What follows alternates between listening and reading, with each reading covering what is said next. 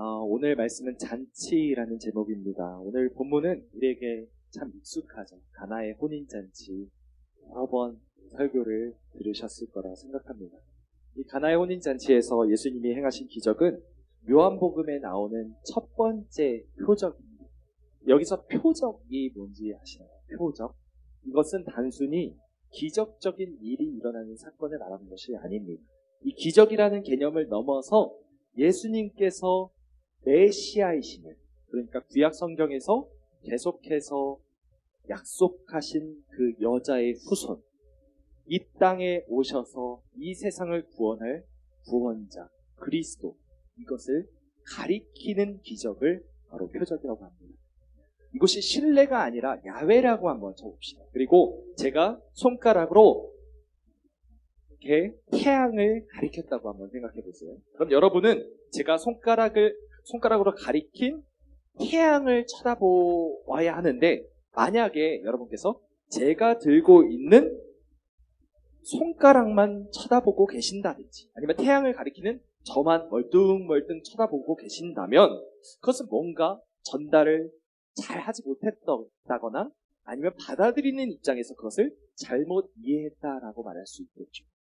예수님이 기적을 행하신 것 역시 마찬가지입니다. 이 기적 자체에만 우리가 포커스를 맞추면 안 된다는 거죠.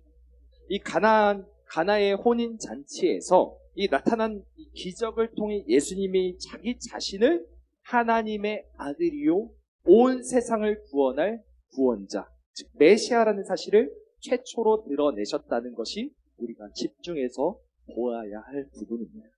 먼저 혼인잔치가 열렸던 가나, 이 가나는 1절 말씀처럼 갈릴리 지방의 한 도시 이름이었어요. 한번 지도를 한번 보여드리도록 하겠습니다. 가나가 어디인지 한번 찾아보시겠어요? 네, 보시면은 위쪽에 있습니다. 그리고 이 갈릴리 바다를 근처로 해서 나사렛 보이세요? 왼쪽에? 네, 나사렛 바로 위에 있는 그 가나, 이 가나의 위치를 여러분은 확인하셨어요. 예수님의 고향인 나사렛 근처에 가나가 있어요. 바로 이곳에서 예수님은 어느 집안의 혼인잔치에 초청이 되셨어요. 그리고 예수님의 어머니 마리아와 예수님의 제자들 역시도 함께 잔치에 참석한 상황입니다. 그런데 그곳에 문제가 생겼죠. 항상 문제가 발생을 마련입니다. 포도주가 다 떨어져 버렸죠. 이스라엘 유대 문화에서 이 포도주가 떨어졌다라는 것은 별로 그렇게 대수롭지 않은 거 아닌가라고 생각하는 우리 한국 문화에 비해서 엄청나게 중대한 그런 문제였습니다. 이스라엘이 위치한 그 중동 지역, 이 중동 지역은 매우 물이 귀했어요. 그렇기 때문에 이스라엘 사람들은 물 대신 포도를 발효시켜서 그것을 음료로 사용해서 먹었다는 것을 여러분들 잘 아실 겁니다. 오늘날의 포도주는 먹어도 그만, 안 먹어도 그만이지만 그 당시 이스라엘에서는 없어서는 안 되는 존재였죠. 특히 포도주는 이스라엘 축제, 이런 잔치집, 축제, 행사 이런 자리에서 꼭 있어야 하는 것으로 손꼽힙니다. 보통 결혼 축하 자리는 일주일 동안 이 유대 문화에서 진행이 됐다고 합니다. 일주일. 우리 한번 결혼식장 가보면 하루 잠깐 있다가 1시간 있다 오는 것도 힘들어 하잖아요. 유대 문화는 일주일 동안 있어요. 신랑과 신부의 친구들은 더해요. 축하를 위해서 일도 안 하고, 그리고 그 자리를 계속해서 남아서 포도주도 마시고 축하도 하고 하나님께 축복을 위해서 기도하기도 하고 하는 그런 문화가 있었다고 합니다. 그런데 만약 혼인잔치와 같은 자리에서 포도주가 떨어지게 됐다면 그 혼례를 주최한 집안이 사람들에게 망신살이를 뻗친 상황입니다. 이웃의 조롱거리가 될 수 있었기 때문에 보통은 포도주를 아주 넉넉히 준비해 놓는다고 합니다. 그러니까 이 포도주가 귀하기 때문에 돈이 많이 들어가는 그런 일이었어요. 근데 어찌된 일인지 예수님이 초청된 이 가나의 혼인잔치에 포도주가 다 떨어지는 사건이 일어납니다. 한 집안이 큰 수치를 겪게 될 그런 지금 직전에 놓여 있는 것입니다. 아무도 이 사실은 극소수의 몇몇 사람만 알았던 것 같아요. 그리고 그 사실이 예수님의 어머니 마리아의 귀에 들어갔죠. 혼인잔치를 주최한 그 집안과 어머니 마리아가 꽤 가까운 집안이었다는 것을 알 수 있는 대목입니다. 마리아는 이런 딱한 사정을 듣고는 예수님한테 이 일을 해결해달라고 요청하죠. 하지만 예수님이 뭐라고 하십니까? 그럼 마리아를 보고 이렇게 말씀합니다. 여자요, 이것이 나와 무슨 상관이 있습니까? 되게 사실 좀 들어보면 좀 그렇잖아요. 너무 건방진 건 아닌가, 너무 좀 매몰찬 건 아닌가, 이런 생각이 드는데, 사실 그런 느낌이 아닙니다. 조금 차가운 느낌이 들긴 해도, 사실은 예수님은 이런 말씀을 하실 거예요. 이 예수님께서는 항상 일관하시는 태도가 하나가 있습니다. 말씀 보시면, 요한복음 3장 32절, 요한복음 8장 38절, 앞에 보시면 이렇게 나와 있습니다. 여기서 그가는 예수님을 말합니다. 예수님이 친히 보고 들은 것을 증언하되 그의 증언을 받는 자가 없도다. 요한복음 8장 38절, 나는 예수님을 말합니다. 나는 내 아버지에게 본 것을 말하고 너희는 너희 아비에게서 들은 것을 행하느니라. 이런 말씀을 볼 때 예수님께서 하시는 모든 말과 행동은 오직 하나님으로부터 보고 들은 것만을 증거하신다. 다시 말해서 예수님 자신은 곧 아버지의 뜻에만 순종하고자 하는 그런 착한 아들이시라는 겁니다. 여기서 여자여라는 말은 그 당시 이스라엘에서 가장 존중과 존경심을 담아하는 호칭입니다. 하지만 우리가 관계적으로 봤을 때 존중을 넘어서 어머니를 어머니라고 부르지 않으면 조금 서운할 수 있잖아요. 여러분들도 그렇게 생각하시지 않으세요? 여러분의 자녀들이 만약에 여사님, 만약 이렇게 불렀다고 생각해 보십시오. 갑자기 좀 분위기가 좀 그렇죠. 이런 어떤 거리감이 있어요. 관계적으로 거리감이 느껴집니다. 왜 그랬을까요? 내 때가 이르지 않았습니다. 내 때가 되지 않았습니다. 라는 말씀을 하신 것을 볼 때 예수님께서는 지금 자신의 사명에만 집중하고 계시는 거예요. 그 때가 언제일까요? 내 때. 바로 예수님께서 십자가에 달려 죽으시고 동시에 온 세상 예수 그리스도의 피로 인해 씻겨져서 구원을 받는 그 날. 그것이 바로 나의 때. 예수님이 말하는 그 때라는 것입니다. 예수님은 잔치 한복판에서 떠들썩 사람들이 흥얼거리면서 노래 부르는 그 자리에서도 무엇을 보고 계셨나요? 십자가를 바라보고 계셨습니다. 그때가 와서야 비로소 모든 사람은 진정한 잔치가 무엇인지 알게 되기 때문에 우리의 삶은 기쁨과 슬픔이 반복돼요. 경사와 조사가 반복돼요.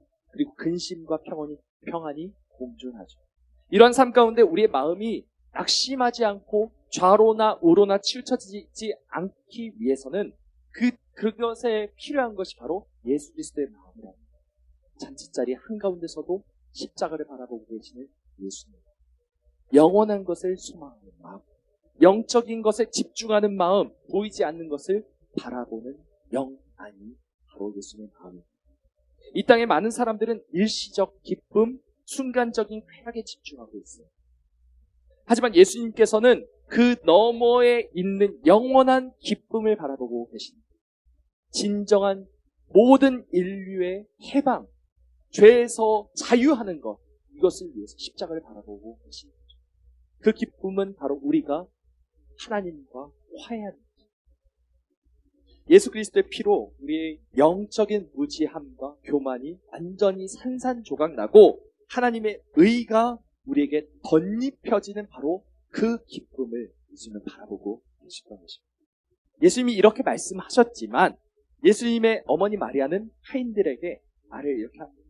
예수님이 너에게 무슨 말을 하든 말씀하시든 그대로 하라 이렇게 당부를 해요. 그리고 아마도 예수님께서는 이 일을 모른 채 하실 분이 아니라는 사실을 예수님의 어머니로서 30년 이상 넘게 예수님을 지켜본 결과 예수님은 결코 이것을 모른 채 하실 분이 아니라는 것을 경험적으로 알았던 것 같아요. 한편 그 가나의 잔치 자리에 정결 예식에 사용되는 돌 항아리가 있었죠. 사진을 한번 보시면 이렇게 생겼다고 알려져 있습니다. 이 사진은 상당히 크죠. 지금 사람이 성인 크기의 높이 정도 되는 크기에 조금 못 미치겠죠. 이 사진은 현재 가나 지역에 세워진 가나 혼인잔치 기념교회 그 지하에 있는 유물 사진이라고 합니다. 바로 이 돌 항아리가 유대인의 정결 예식을 따라 사용되었던 바로 그 돌 항아리라고 알려져 있습니다. 유대인들은 율법에 따라 식사 전에 꼭 정결 예식을 행했는데 혹시라도 집 밖에서 묻혀올 수 있었던 부정한, 불결한 것, 이런 것들로부터 깨끗하게 하기 위해 집안에 이런 돌 항아리를 넣었다고 합니다. 그리고 그 안에 있는 물로 자신을 깨끗이 씻은 후에 그 다음에 식사를 하는 걸로 알려져 있어요. 가나의 혼인잔치 역시 유대인의 잔치였죠. 그리고 그곳에 수많은 사람들이 초대되어 왔기 때문에 한 개로는 좀 부족했던 것 같아요. 그래서 6개나 되는 돌 항아리가 놓여져 있었던 것이죠. 이 6절 말씀을 함께 읽어보겠습니다. 6절입니다. 거기에 유대인의 정결의식을 따라 두세 통 드는 돌 항아리 6이 놓였는지라. 네, 이 항아리 안에 들어가는 물의 양이 몇이라고 되어 있어요? 두세 통이라고 되어 있습니다. 여기서 통이라는 게 헬라어로 메트레타스, 좀 어렵죠? 메트레타스라는 부피 단위라고 합니다. 한 통 이 메트레타스는 40리터 정도, 38점 몇이라고 하는데 약 40리터 정도 되죠. 그러니까 여기에 두세 통이 들어간다고 하니까 몇 리터 정도 될까요? 80에서 120 정도 되는 거라고 할 수 있어요. 120리터. 최대 120리터 정도의 물을 채울 수 있는 돌 항아리 6개가 혼인잔치 열리는 그 장소에 있었던 거예요. 이 양은 1.5리터 생수병으로 500개 정도가 있어야 합니다. 엄청나게 많죠. 예수님은 정결 예식에 사용되는 이 돌 항아리 6개에 이 어마어마한 양의 물을 채우라고 하고 있습니다. 하인들은 그 말씀을 따라서 물을 가득 아귀까지 채웁니다. 그리고 나서 예수님께서는 이 하인들에게 그 물을 연회장에게 갖다 주라고 하죠. 그 파티를, 잔치를 주관하는 사람을 연회장이라고 하는데요. 이 사람에게 갖다 주라고 하였고, 또 하인들은 갸우뚱하면서 물을 갖다 주라고 하면서도 예수님의 말씀을 따라서 그것을 연회장에게 갖다 줍니다. 그런데 그때 그 물이 변하여 포도주가 됐죠. 다 아는 말씀입니다. 포도주로 변한 그 물을 마신 연회장은 깜짝 놀랍니다. 연회장은 이 포도주가 어디에서 왔는지는 잘 모르겠지만 예수님의 말씀을 따라서 그 물을 떠온 하인들은 그 포도주가 어디로부터 왔는지를 알고 있다라고 요한복음 2장 2절에 말씀하고 있습니다. 연회장은 신랑을 불러서 이렇게 말을 해요.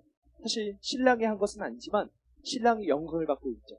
연회장이 뭐라고 말하고 있습니까? 사람들은 보통 좋은 포도주를 먼저 내고 취하고 나면은 좀 질 나쁜 물 탄 그런 포도주를 주는데 당신은 오히려 더 좋은 포도주를 나중에 주시는군요 라고 감탄을 하고 있습니다.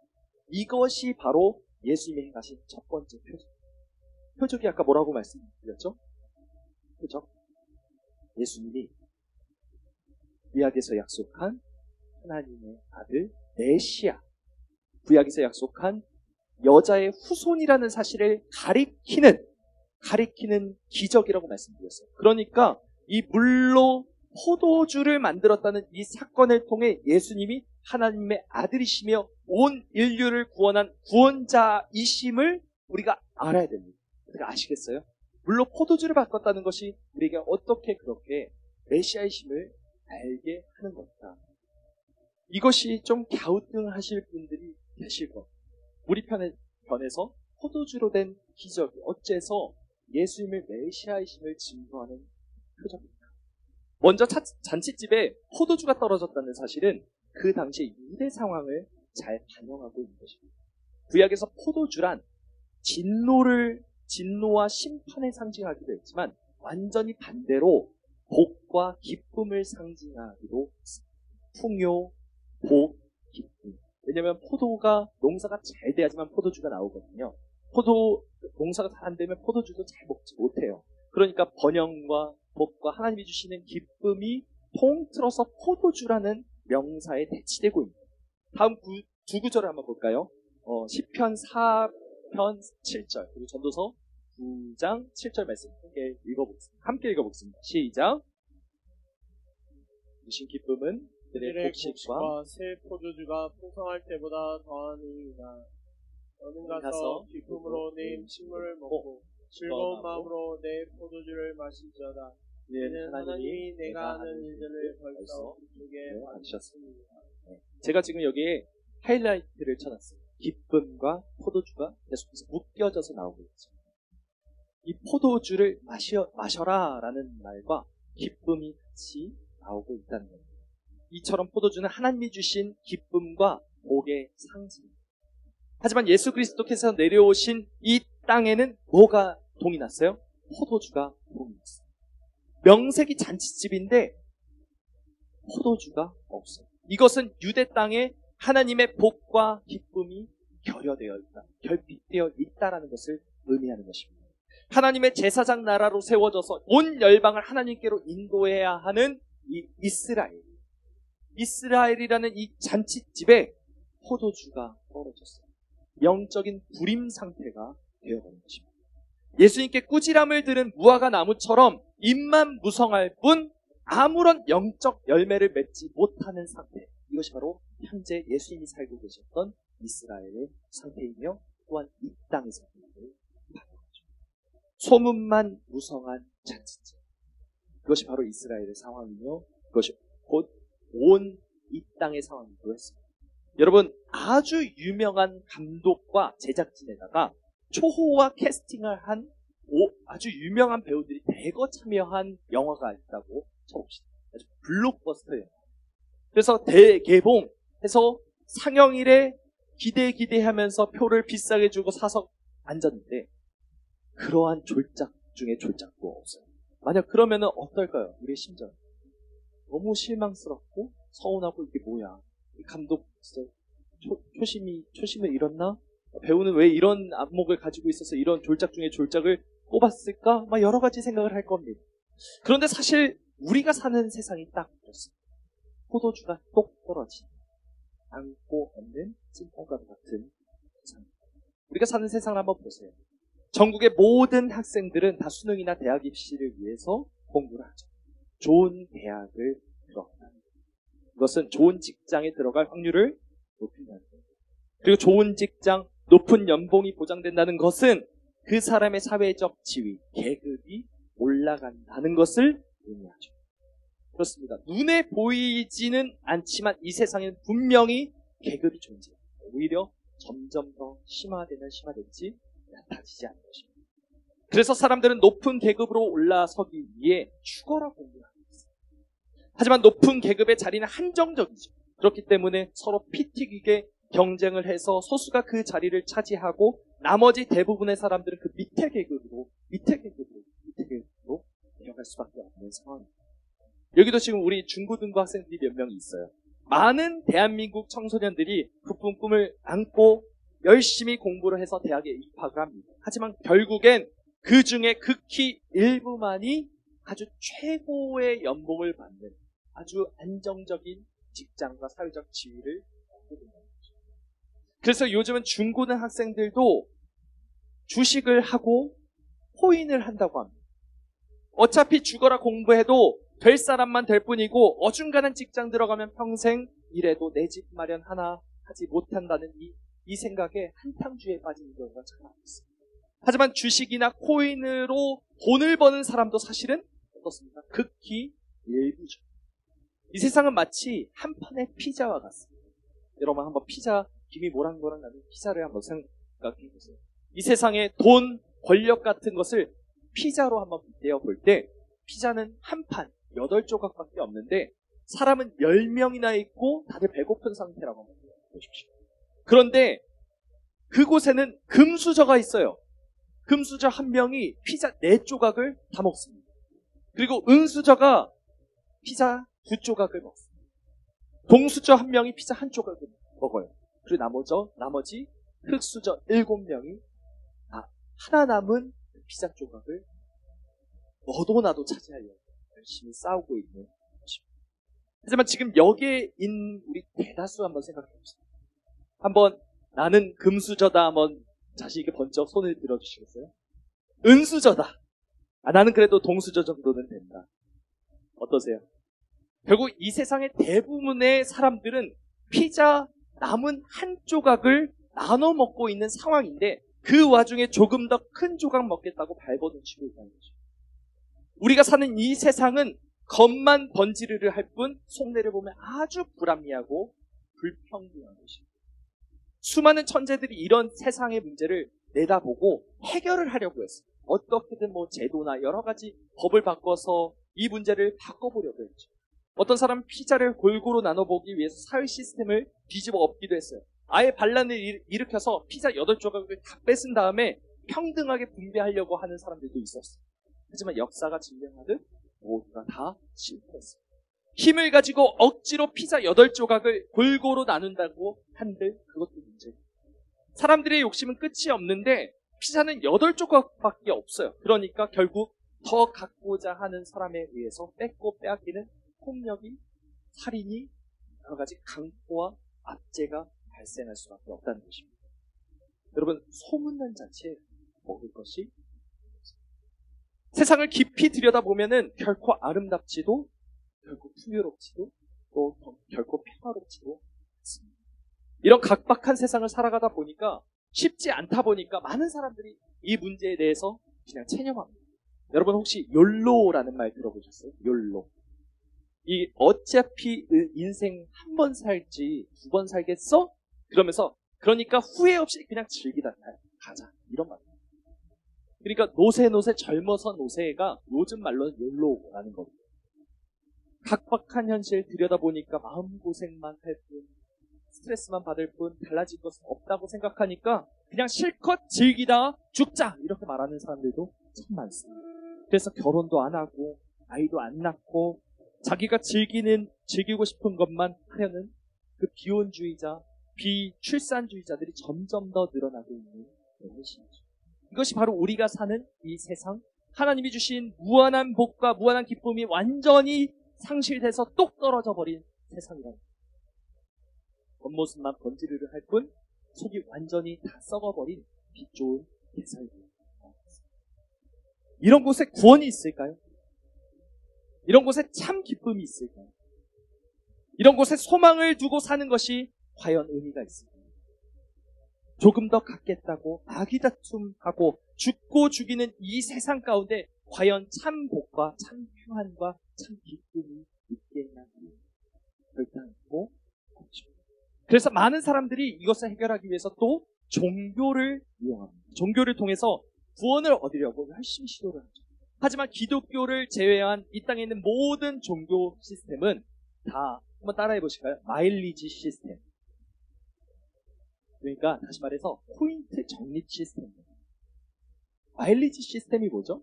요즘은 좀 많이 없어진 것 같지만 슈퍼마켓이나 주유소 같은 데 보면은 몇 포인트 쌓으면 그 포인트를 바꿔서 선물로 주는 방식을 마일리지 시스템이라고 합니다. 이처럼 기독교를 제외한 세상의 모든 종교들은 포인트를 쌓기 위해서 착한 일을 하고, 포인트를 쌓기 위해서 명상을 하고, 포인트를 쌓기 위해서 예배와 기도를 드리고 헌금을 하고 있습니다. 하지만 착한 일을 계속 한다고 죄인의 죄가 없어질 수는 없죠. 여러분, 살인자가 나중에 뒤늦게 뉘우치고 아무리 착한 일을 해도 자기가 살인한 그 죄목이 없어지는 것이죠. 하지만 이 세상의 모든 종교는 착하게 살면 살인한 것이 없어질 수 있다고 말하고 있습니다. 이 세상 그 어떤 종교에도 결국 해답은 없습니다. 하지만 죄로 오염된 이 세상, 아무 답도 없는 절망적인 이 세상에 한 줄기 빛이 들어왔으니 그것이 바로 예수 그리스도이십니다.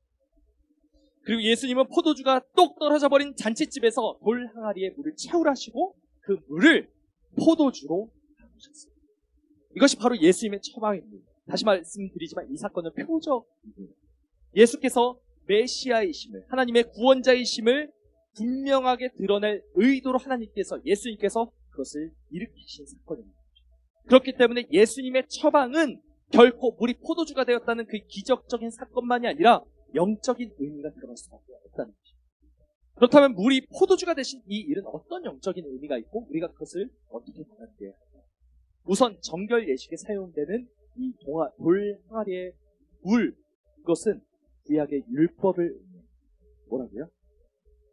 구약의 율법이요. 이 돌 항아리는 원래 오직 물을 받는 데만 사용되고 그 물은 오직 사람의 몸을 정결하게 하는 데만 사용됩니다. 하지만 그 물이 어떻습니까? 근본적으로 우리의 몸을 깨끗하게 해줄 수 있나요? 우리의 죄를 완전히 씻을 수 있나요? 그렇지 않습니다. 물은 그냥 물일 뿐이죠. 그 물이 성수, 홀리워터, 성수라서 몸이 정결해지는 것도 아니에요. 물로 몸을 아무리 자주 씻는다 해도 시간이 지나면 몸은 다시 더러워지는 거예요. 그 물이 결코 우리의 몸을 영원히 깨끗하게 할 수 없습니다. 예수님은 사마리아 여인을 만나시면서 이런 말씀을 하셨어요. 요한복음 4장 13절 말씀, 이렇게 말씀합니다. 예수께서 대답하여 이르시되 이 물을 마시는 자마다 다시 목마르게. 여기서도 물이 등장합니다. 이 땅에 있는 물은 마시면 다시 목마르게. 물로 몸을 씻어봤자 우리의 몸은 잠시 깨끗해질 뿐 다시 더러워져요. 율법은 마치 이와 같아서 잠깐 사람을 정결하게 해주는 것처럼 보이지만 그것은 순간적이죠. 일시적인 뿐입니다. 함께 히브리서 10장 1절부터 2절 말씀을 읽어보도록 하겠습니다. 히브리서 10장 1절 2절 말씀입니다. 다음 넘겨주세요. 네, 함께 읽어보겠습니다. 시작. 율법은 장차 올 좋은 일이 그림자일 뿐이요 참 형상이 아니므로 해마다 늘 드리는 같은 제사로는 나아오는 자들을 언제나 온전하게 할 수 없느니라. 그렇지 아니하면 섬기는 자들이 단번에 정결하게 되어 다시 죄를 깨닫는 일이 없으니 어찌 제사 드리는 일을 그치지 아니하였으리요. 아멘. 이것이 바로 율법의 한계입니다. 율법은 뭐예요? 그림자일 뿐. 다시 말해서 진짜 형상이 어떻게 생겼는지를 대충 가늠하게 해주는 도움이 정도한 거죠. 다음 그림을 한번 보여주시면, 자, 이 사진은 무슨 사진이죠? 네, 지금 그림자라고 하신 분도 있고 또 뭐라고 하셨어요? 자전거라고 하신 분도 있어요. 이 사진은 엄밀히 말하면 그림자 사진이기도 하고 그냥 땅 사진입니다. 땅이죠. 거기 땅에 그림자가 투영됐을 뿐이에요. 하지만 동시에 우리는 이것이 자전거라는 사실도 알고 있어요. 이 사진의 안에는 자전거의 자자도 나오지 않습니다만 우리는 이것이 자전거라는 사실을 직관적으로 알고 있어요. 율법은 마치 이와 같이 원형, 원본에 비친 그림자와 같아요. 종교의 마일리지 시스템과 마찬가지로 율법은 사람을 의롭게 해줄 수 없습니다. 성경에 나온 율법의 조항들을 다 지켜 행한다 하더라도 그 사람은 여전히 죄인에 불과합니다. 다 지켜 행할 수도 없지만 만약 열심히 율법을 다 지켜서 30년간 한 번도 어긴 일이 없는 사람이 있다고 생각을 해보세요. 그런데 31년 되는 해에 딱 한 번 율법 하나를 어겼어요. 그럼 그 사람은 율법을 다 어긴 거예요. 마찬가지죠. 생각해 보셔요. 30년간 법을 어긴 일이 없이 살았다 할지라도 31년이 되는 해에 딱 한 번 사람을 죽였다고 생각해요. 그러면 여러분은 그 사람을 뭐라고 부르죠? 30년간 착하게 살았던 사람 이렇게 부르나요? 뭐라고 부르죠? 살인자. 아무리 율법을 잘 지키고 오랫동안 지켜봤자 하루 범하면 평생 해온 것이 다 물거품이 돼요. 이것이 바로 율법의 한계입니다. 그렇기 때문에 우리는 그림자가 아니라 그 그림자의 원형을 보아야 한다. 그 원형이 무엇입니까? 우리를 완전히 정결하게 하며 우리의 목마름을 완전히 해결시켜 주시고 우리를 완전히 깨끗하게 하시는 바로 예수 그리스도가 율법이라는 그림자의 원형이라는 뜻입니다. 율법은 예수 그리스도만이 이 땅의 모든 문제를 해결할 유일한 답이라는 것을 알려주는 것이죠.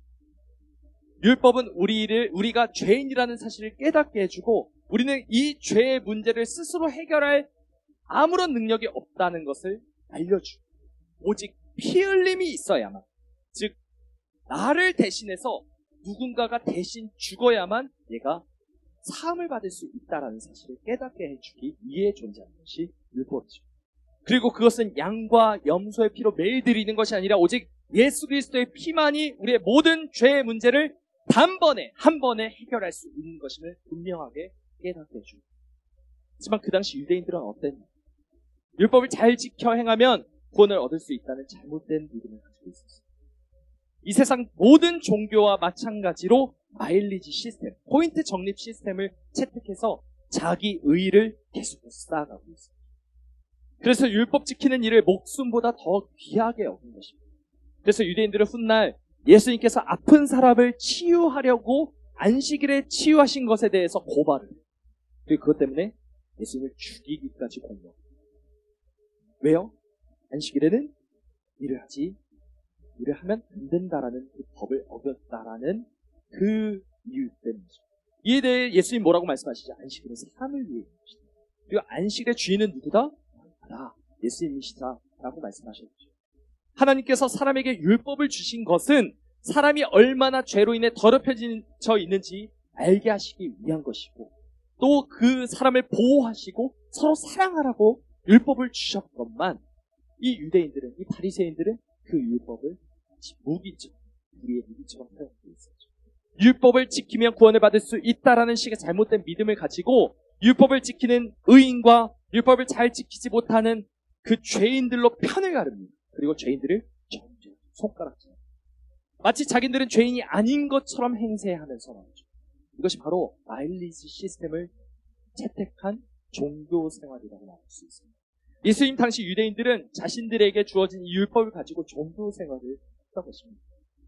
이처럼 유대인들은 구원을 얻을 수 있는 이 포인트가 100포인트라면 이 100포인트의 기준에 도달하기 위해서 율법을 지켰어요.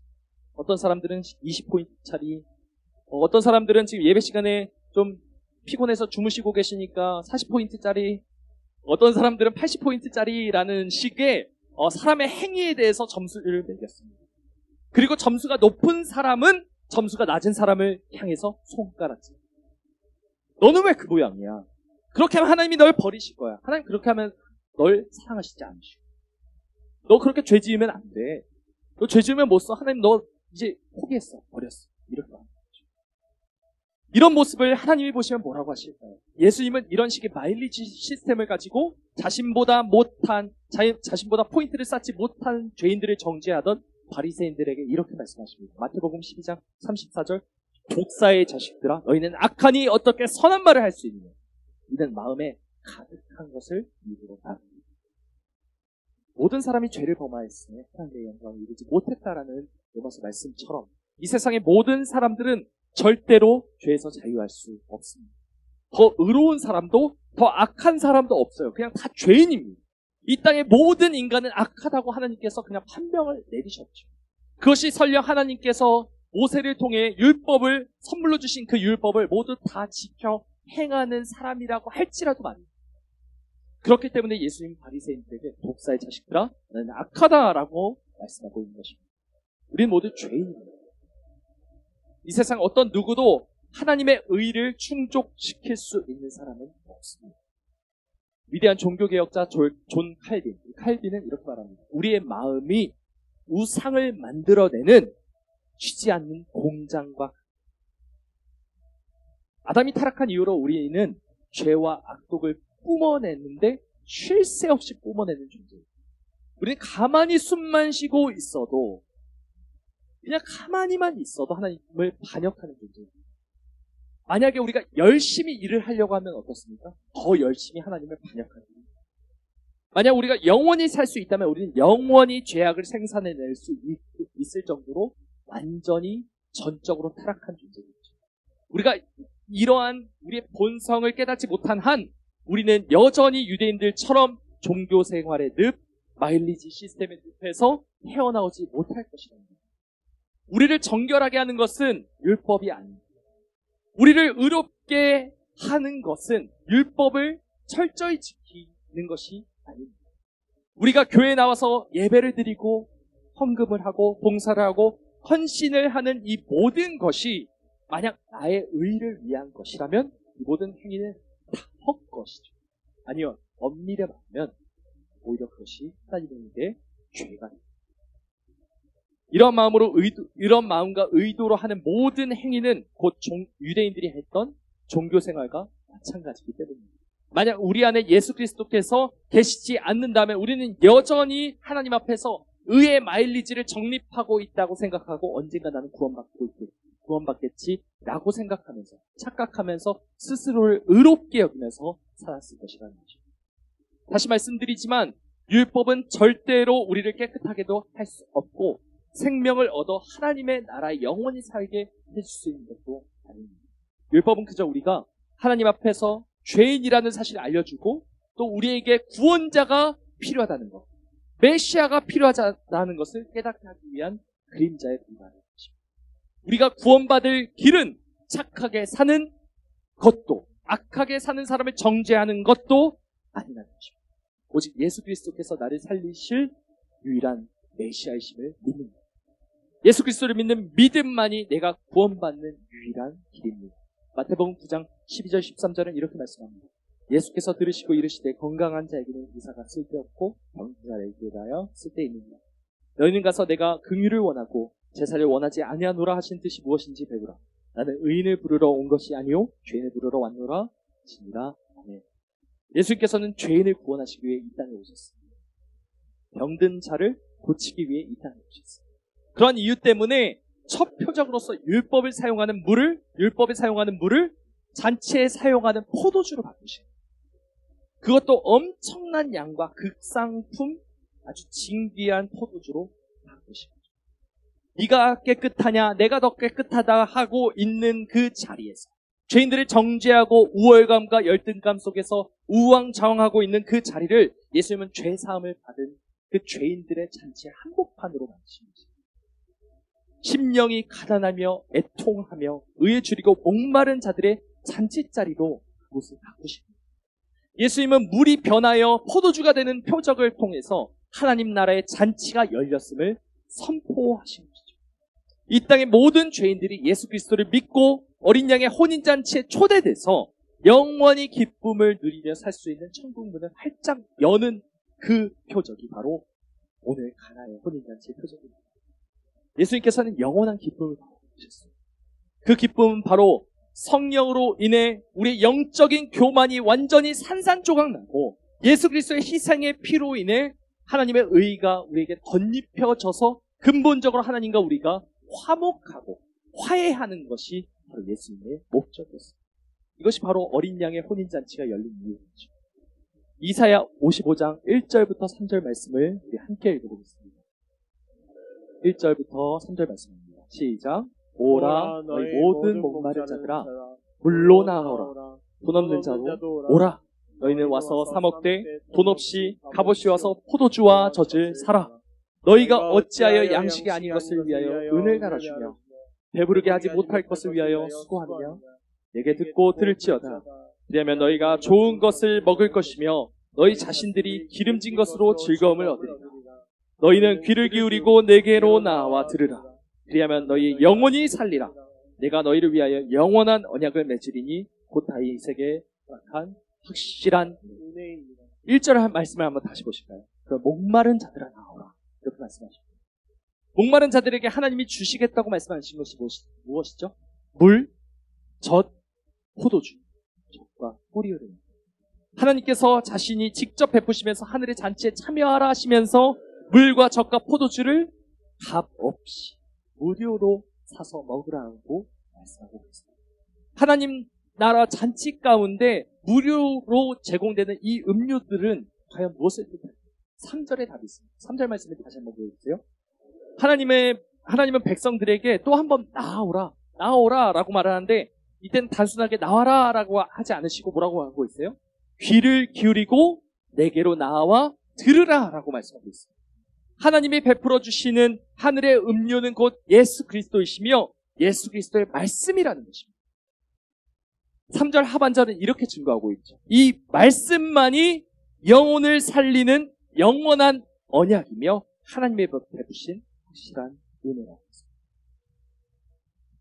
그래서 누가복음 9장 35절에 이렇게 하나님께서 말씀하셨어요. 구름 속에서 소리가 나서 이르되 이는 나의 아들 곧 택함을 받은 자니 너희는 그의 말을 들으라 라고 말씀하시죠. 하나님의 아들 택함을 받은 예수 그리스도 메시아 예수 그리스도 그분의 음성을 듣고 그분을 따르는 이것이야말로 하나님이 베푸신 하나님 나라의 잔치의 음료라는 것입니다. 예수 그리스도의 말씀만이 우리의 영혼을 소생시킵니다. 예수 그리스도의 말씀만이 죄 많은 이 세상, 소망 없는 이 세상을 진리로 변화시키십니다. 예수 그리스도의 말씀만이 우리의 삶을 부유하게 만들며 우리의 인생을 복되게. 예수님이 이 땅 가운데 오셔서 계속해서 말씀하세요. 귀 있는 자는 들으라. 우리는 과연 그 말씀을 듣기 위해서 귀를 기울이고 그 말씀을 행하고자 순종하고자 몸부림치고 살아가고 있는가 생각해 보시길 소망합니다. 그분의 말씀을 따라 나에게 주어진 십자가를 지고 예수님이 걸으신 그 십자가의 길을 걷고 있는지 우리가 생각합니다. 이 세상을 잔치자리로 만드신 예수 그리스도의 그 피 묻은 십자가의 복음을 생각합니다. 오늘도 우리가 살아가고 있는 이 땅을 우리 주변에 있는 모든 가정과 교회와 나라와 이 민족을 잔치자리로 변화시키는 우리 모두가 되시기를 주님의 이름으로 간절히 소망합니다. 아멘. 네, 함께 기도하겠습니다.